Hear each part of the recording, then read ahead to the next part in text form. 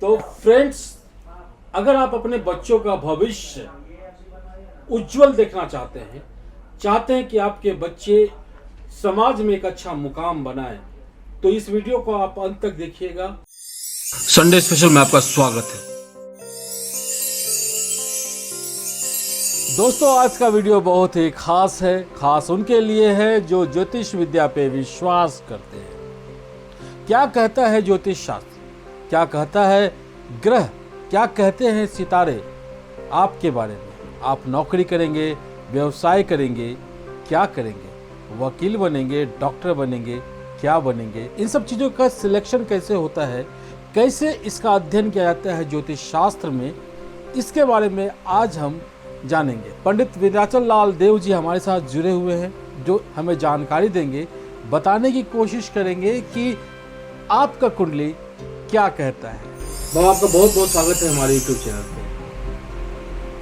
धन्यवाद बाबा, वैसे तो हम बता दिए हैं लोगों को, लेकिन आप बताएं कि आज विशेष रूप से आप किस चीज की चर्चा करेंगे हम लोग? आज नरेश जी हम लोग इस विषय पर विचार करें। सबसे ज्यादा महत्वपूर्ण विषय है कि किसी भी जातक का, किसी भी व्यक्ति का कर्म क्षेत्र क्या होगा, कर्म क्षेत्र का निर्धारण कैसे करें। क्या वह राजनेता बनेगा, या कोई एक बहुत चिकित्सक बनेगा, या न्यायविद बनेगा, या कोई बहुत बड़ा व्यवसायी होगा, या ज्योतिषी होगा, है ना? इस विषय का, या वो कोई विद्वान, प्रोफेसर, शिक्षाविद, वैज्ञानिक, हाँ वैज्ञानिक होगा, इस विषय पर हम लोग विचार करें। कुंडली में या हाथ में या जन्म के तिथि के आधार पर ये तीनों के देखने के बाद एक्यूरेट कर्म क्षेत्र का विचार किया जाता है। तीनों को देखने के बाद? तीनों के देखने के बाद। अब जैसे मूलांक जो है, जैसे किसी का 1 तारीख का जन्म है, 1 तारीख, 10 तारीख, 19 तारीख, 28 तारीख, तो उसका मूलांक हो गया 1। ये सूरज का नंबर हो गया।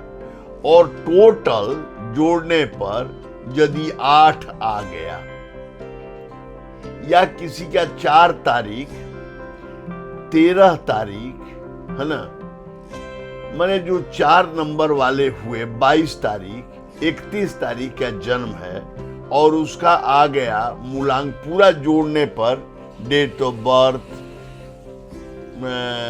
महीना और साल, और वो आ जाता है 8। तो ये जान लीजिए कि वो जातक जीवन में पढ़ाई कुछ करेगा और कर्म क्षेत्र उसका कुछ होगा। जैसे पढ़े फारसी बेचे तेल, ये देखो कुदरत का खेल। लाह कुंडली में कुछ कहे, हाथ कुछ कहे, मैं न्यूमरोलॉजी पर आपको बता दे रहा हूं। या किसी का 8 नंबर है और उसका टोटल आ गया 1, किसी का 3 नंबर है और उसका आ गया 7, या 7 वाले को आ गया 3, तो आप समझिएगा कि वो, मान लीजिए इंजीनियरिंग पढ़ा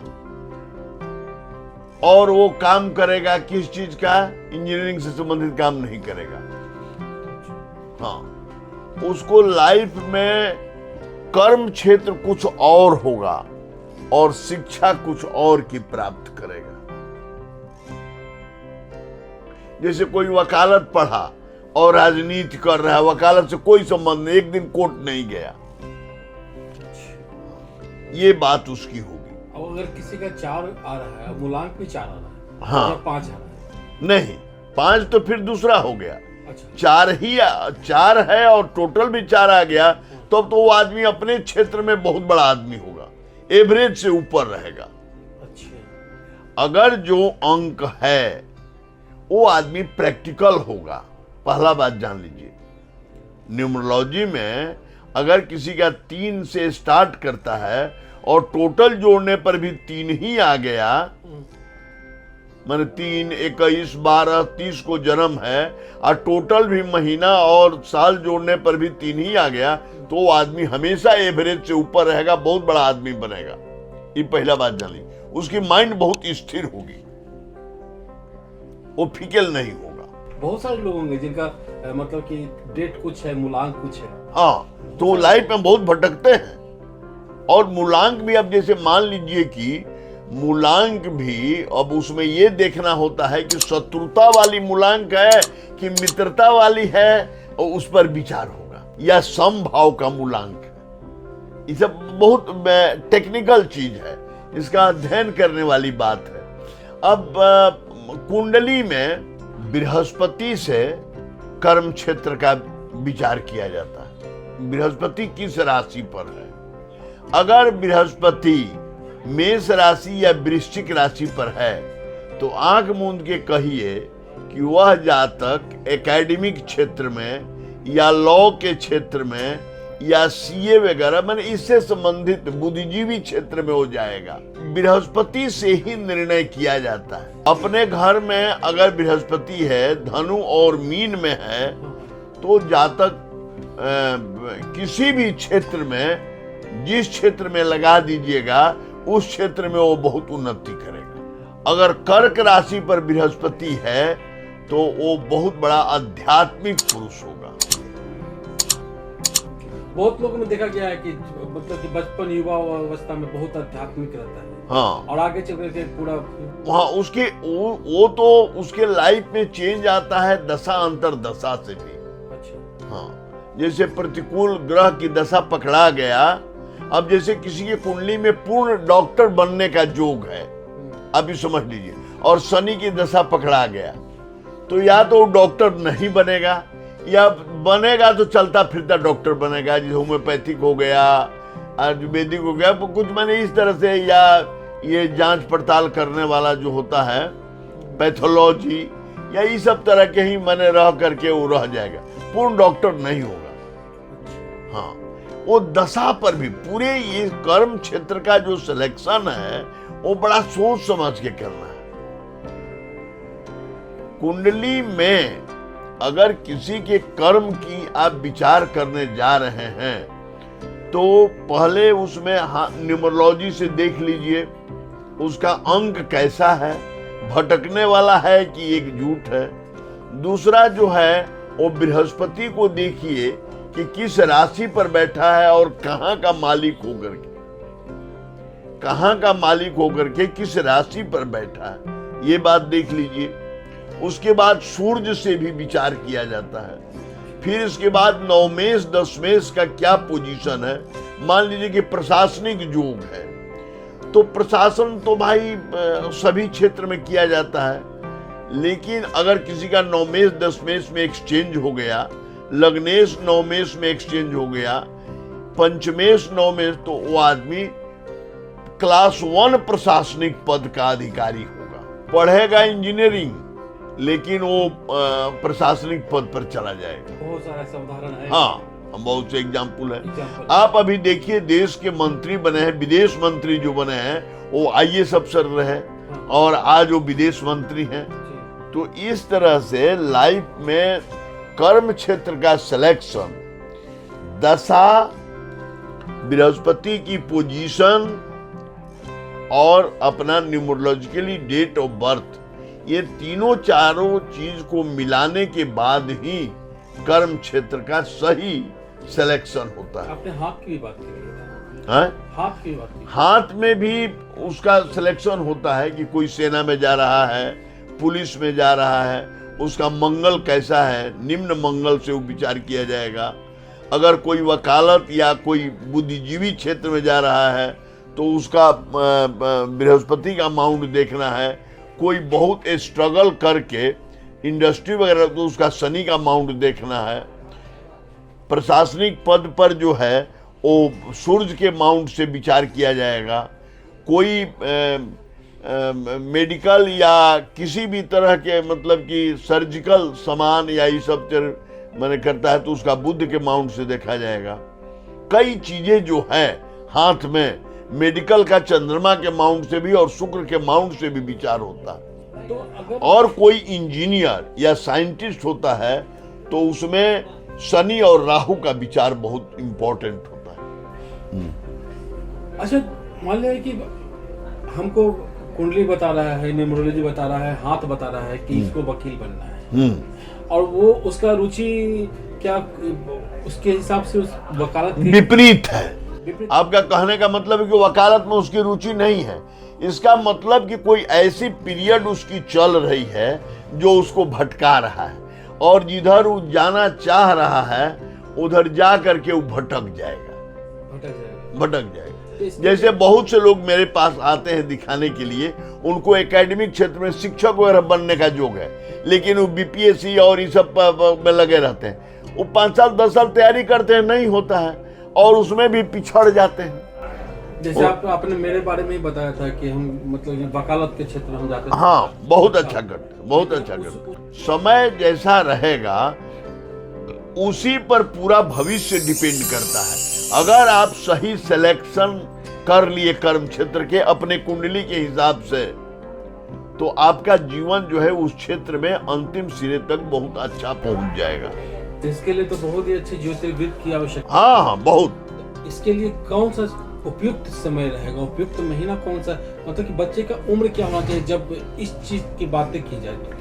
इसका लगभग बात आपको 14-15 साल के एज में कर लेना चाहिए। बच्चे का हाँ, बच्चे का 14-15 साल का एज में उसको रुचि पैदा करना है कि तुमको ये बनना है, और उसके तरफ उसकी झुकाव हो, और उसके तरफ उसका जो भी उपचार हो, ये सारी चीजें भी, जैसे रत्न धारण करना है कि सही जो जो ग्रह उसको डाइवर्ट कर रहा है उसमें उसकी रुचि नहीं आने देना है, उसको न्यूट्रलाइज करना है, और जिस ग्रह के चलते वो सही दिशा में जाएगा उसको प्रोत्साहित करना है।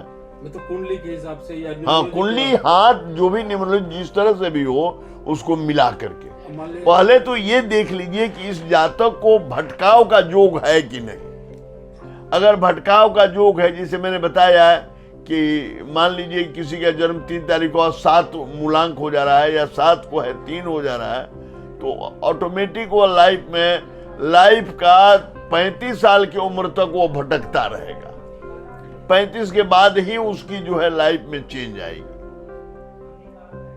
फर्स्ट पार्ट, चूंकि आज के टाइम में हम लोग 70 साल एज मानते हैं, तो उसमें फर्स्ट पार्ट जो है हाफ 50% 35 साल वो भटका देगा, भटक जाएगा। लेकिन अगर वो पहले से उसको ज्ञात हो जाता है तो ये भटकाव खत्म हो जाएगी, और 35 साल के एज में वो अपने क्षेत्र में प्रौढ़ रहेगा।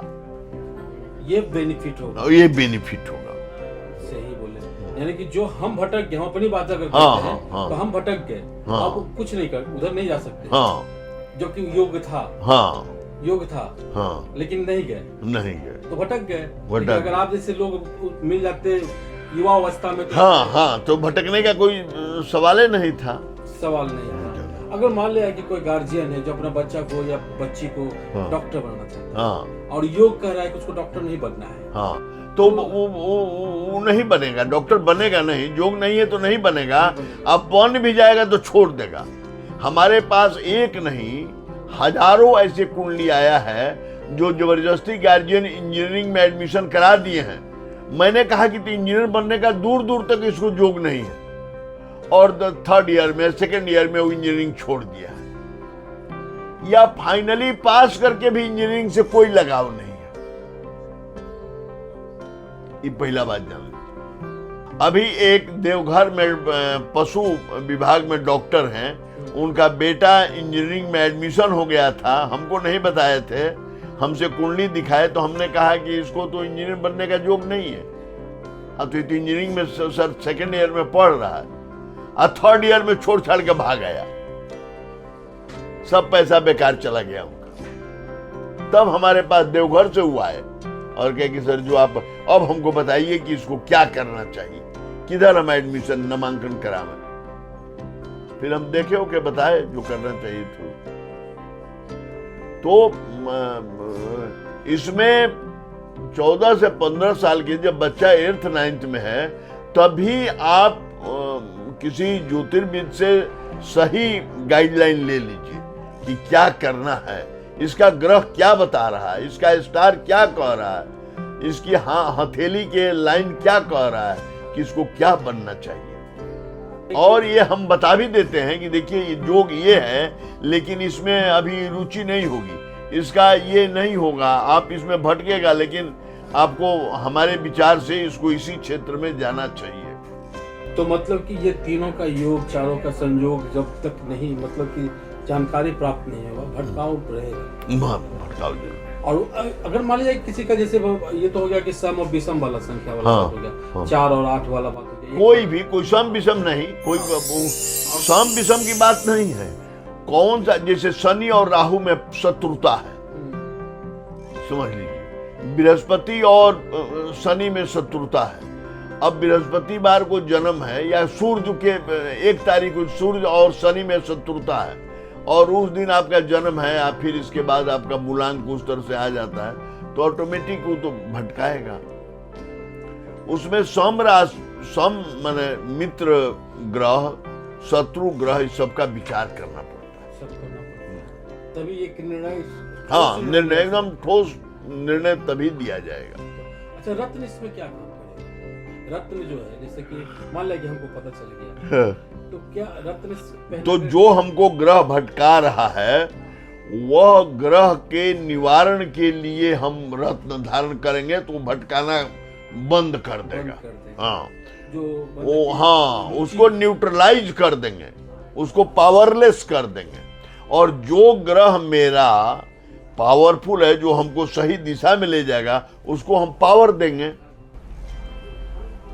चलिए, तो बाबा आपने तो बहुत अच्छी जानकारी दी है, और मुझे लगता है कि जो भी माता पिता इससे देख रहे हैं, तो वो अपने बच्चों के लिए एक बहुत ही अच्छा, मतलब उनके ये वीडियो एक माध्यम बन जाएगा जानकारी के लिए, क्योंकि बहुत लोग हैं जो कि जानकारी के अभाव में ये सब चीजें नहीं कर पाते हैं, या फिर नहीं मानने की वजह से भी नहीं कर पाते हैं। तो हो सकता है ये वीडियो उनके बच्चों के भविष्य के लिए बहुत बहुत बहुत लाभदायक हो। तो बाबा आपने समय दिया, उसके लिए आपका बहुत बहुत आभार, धन्यवाद। वीडियो अच्छा लगा हो तो लाइक कीजिए, शेयर कीजिए, सब्सक्राइब कीजिए हमारे चैनल को। हम फिर मिले किसी और अपने के साथ। तो इंद्रसेन का नमस्कार, जय हिंद।